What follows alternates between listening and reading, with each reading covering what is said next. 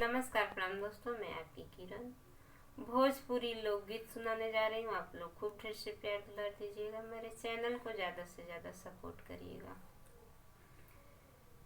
का बनाई तरकारी बता के जइहा, का बनाई तरकारी बता के जइहा, का बनाई तरकारी बता के जइहा।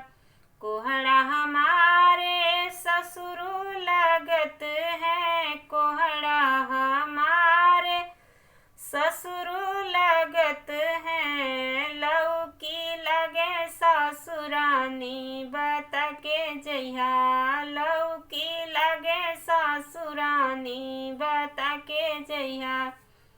का बनाई तरकारी बता के जइहा, का बनाई तरकारी बता के जइहा।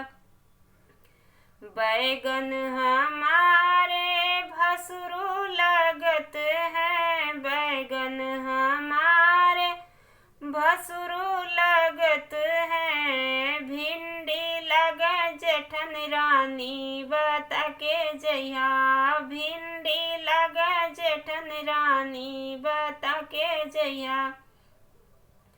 का बनाई तरकारी बता के जइहा, का बनाई तरकारी बता के जइहा।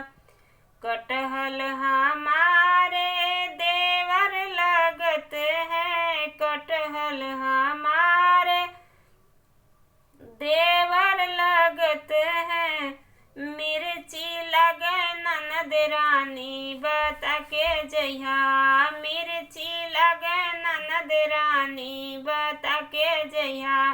का बनाई तरकारी बता के जइहा, का बनाई तरकारी बता के जइहा, का